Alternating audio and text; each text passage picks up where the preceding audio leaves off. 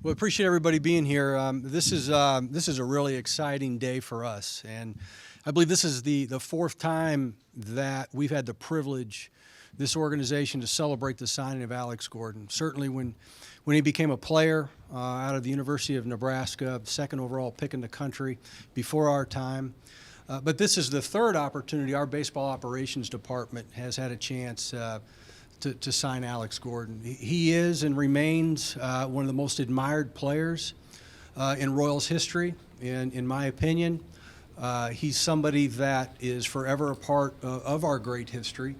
And who he is as a family man speaks for itself. He's an unbelievable husband, father, son, brother, great teammate, admired by all. And we're so fortunate to be able to make this day happen. It's not only important for our baseball operations department, it's important for our entire community. So with that being said, I'll turn that over to Alex. And again, thanks for everybody being here. Very excited to be back, where I belong, where I've spent my whole career. This means a lot to me. I kind of knew towards the end of last season, I know a lot of people were asking me if I was going to play or not, and I had a meeting with Dayton at the end of the year, and just kind of had that fire still to play, and I felt like I could still contribute to this team. So, I left the season. I know I didn't tell you guys this, but I left the season knowing I was going to play again, and it took a while in the off season, but I had faith that I was going to come back and I was going to be here for another year. So I've been pretty fortunate to play with one team my whole career, and lucky to do that. And not only lucky to do that, but just play under this guy my whole career. I'm pretty fortunate to have Dayton Moore as my boss, and there's nobody better in the game as far as a GM, as far as treating people the right way, handling his business the right way. So it means a lot to come back to the Royals, but also to come back to him. So very excited for this team this year. I feel like we have a lot of great pieces to this organization and to this team to play well next year. Definitely not lose another 100-game season. I'm excited to get back to work. Spring training is not too far away, so it should be a fun year, and excited to get back. Alex, at what point in September or August did you finally go, okay, I am coming back? I just don't want to tell everybody right now. I mean, there was questions during the season. When you're kind of in the middle of it, and like I just said, you're losing 100 games. It's kind of hard, to try to answer that question, because there's so much that goes into it, where you're just trying to grind out the season and get everything taken care of. So. I just kept saying, I was being honest with you guys when I told you I didn't know, and I just wanted to finish out the season, do my job to finish out the season the right way. So as the season kind of got to the last week, I started focusing more on the future and what next year might look like, and that's when I kind of just still had that fire to play, and I still feel like I can contribute to this team. So, was there a specific moment? Do you remember at all, like going, okay? Probably talking to this guy when I went upstairs and talked to him for a little bit, just about next year and everything. If you talk to this guy for a while, he'll kind of convince you to come back. So, just a great man, a great person, and that fire was kind of lit by him. Alex, what about a new manager, Mike McNeely? What do you see this team being this year under his leadership? That's great. He's been, awesome since the day one we signed him. Reached out to every guy. I think went and visited every guy. I know that maybe not everyone knows about that, but that means a lot to players, especially in the off season when you're just trying to relax, and it might get you motivated to get ready for the season even a little bit more when your manager has that kind of motivation and that care for each player. And we're excited to get with him and start working with him, and I love his drive and his energy, and it's going to be a fun year, I think. Alex, do you imagine looking ahead? You're 35 now, but as you look ahead, do you imagine this as being your retirement destination? I don't know. I kind of made a comment, I think it was 2 years ago, that I might possibly be done. And I kind of wanted to take that back because everyone kept asking me. I really don't know what the future holds. I just know that right now I still want to play. I still feel like I can play. So, kind of looking at it right now, I'm just going to take it year by year and, just see where it goes. Because I don't know how the future is going to, if we start winning again and, we get that competitive baseball spirit back to Kansas City, it might inspire me to play longer. So I just don't know what the future holds. So. Would you like to play out the rest of those years here, though? Yeah, absolutely. I mean, this is my hometown. I call it now, and this is where I live, where my kids are growing up, and it'd mean a lot to stay here my whole career. So it's looking like that way right now. So. For Dayton and Alex, I mean, can you guys share with us what that conversation was like at the end of the year? But if you can tell us about. I mean, it was pretty simple. Just what are you thinking about next year, stuff like that, and you talk about the team a little bit and little things like that. But it was just a quick conversation. I know we had a game that night, so I think he just wanted to pick my brain where I was at and moving forward and stuff like that. So it was simple. It was more of a friendly conversation than anything. With that thought in mind, can you talk about the clause in the contract where you're already giving permission to trade you after a certain point? That's kind of unusual, isn't it? Just thought why that got in there? I'll discuss that. I think it's, first of all, and Alex knows our management style, and so anything that we would ever do with Alex would be a conversation that him and I would always have first.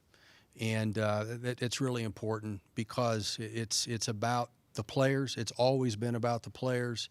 That's why people fall in love with this game. It's because of players like him. And I think, just to not go in the past or anything like that, but I think it's just so important is if we ever get to a point, you want to be able to have just very natural and easy conversations about things.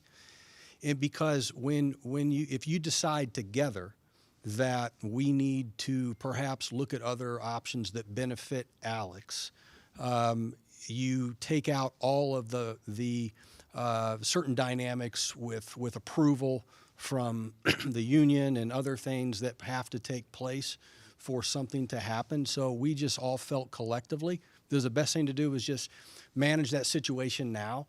That way there's no red tape or no delay in anything, because it would allow us for Alex to transition in a very natural and easy and less formal way, if that makes sense. So it's really not anything that we should get hung up on at all. So, Alex, what excites you most about this upcoming season as you look at teammates, and what excites you most? Just the pieces we have. We had a lot of great, successful personal achievements last year with guys like Soler, Witt doing another great season.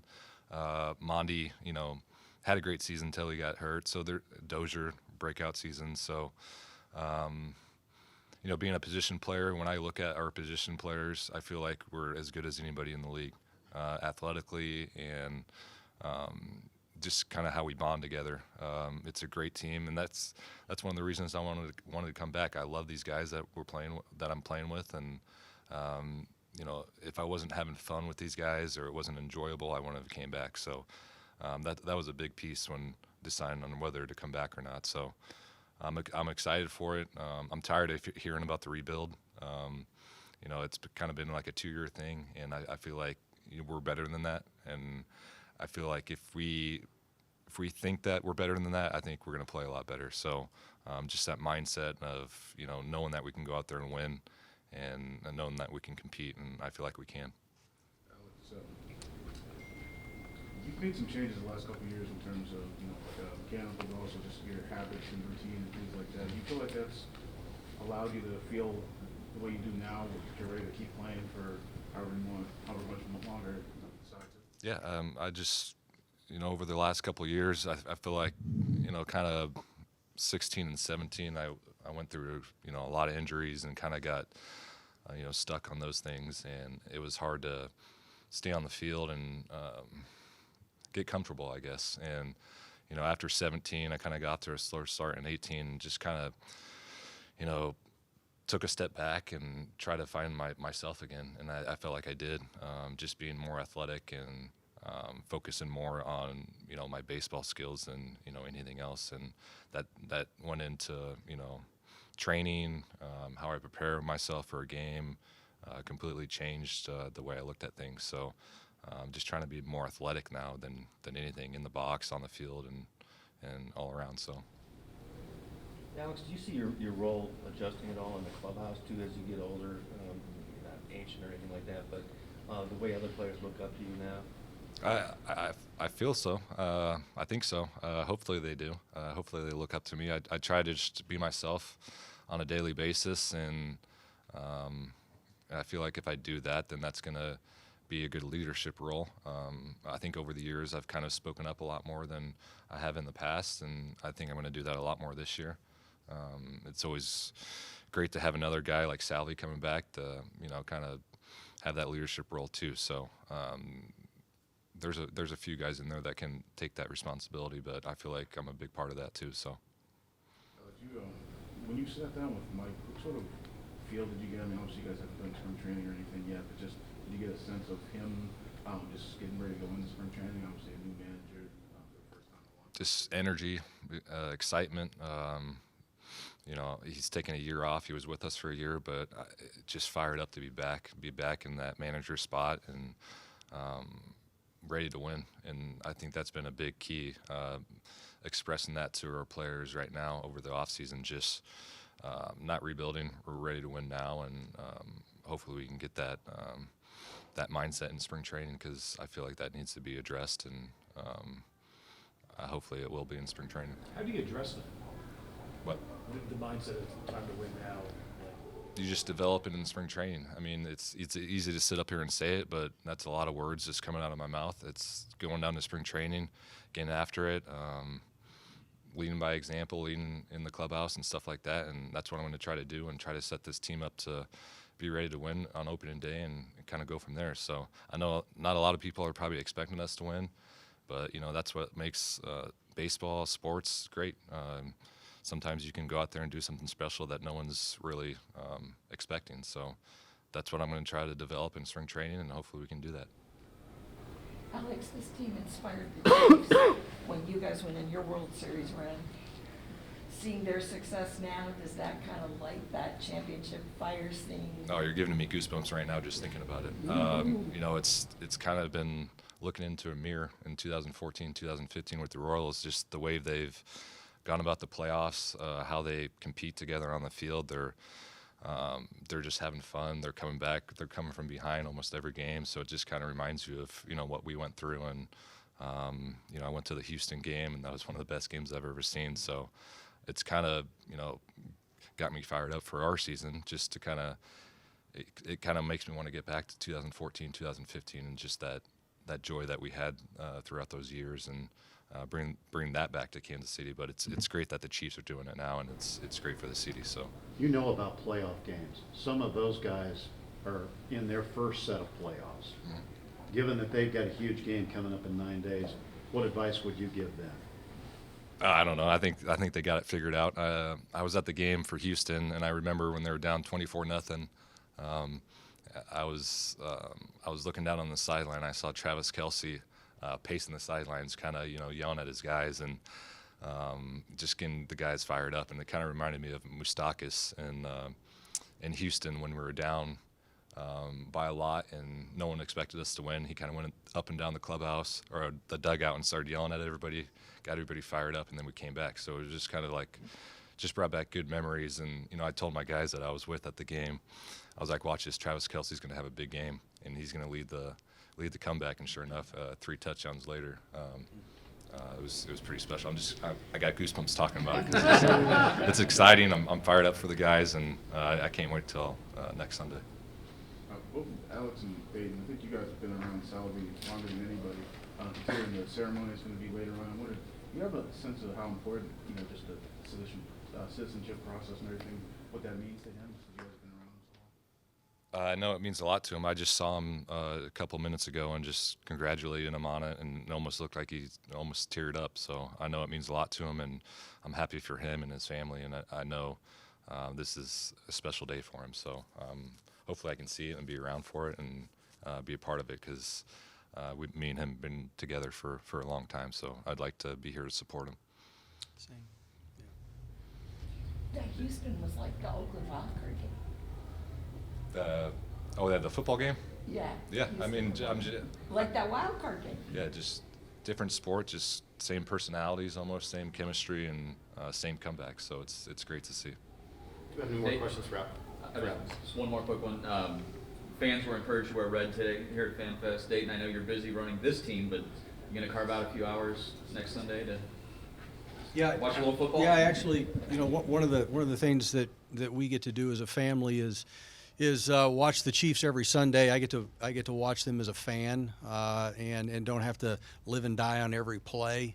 It's hard to watch baseball games with my family, because we all look at it from a different set of eyes. But as Chiefs fans, we're all kind of on the same level and just pull for them and root for them. And so it like I said, like Gordo said, I mean, it's just exciting. It's great for our city. It's great for our community. We all know how special Kansas City is because we live it every single day. Gordo mentioned that's why him and Jamie have decided to raise their family here. And when events like this take place, it puts Kansas City in the spotlight, and everybody gets to understand and realize what we all know and how great Kansas City is. And so it's got a much, much bigger meaning than just playing in a Super Bowl game. Anything red to wear for the game? I was gonna wear my Eric Berry jersey. That's my favorite player. So I didn't sport it out today. Maybe tomorrow I'll put it on. But I might have 2 Super Bowl tickets. I found out this morning, so I might be trying to go. So we'll see.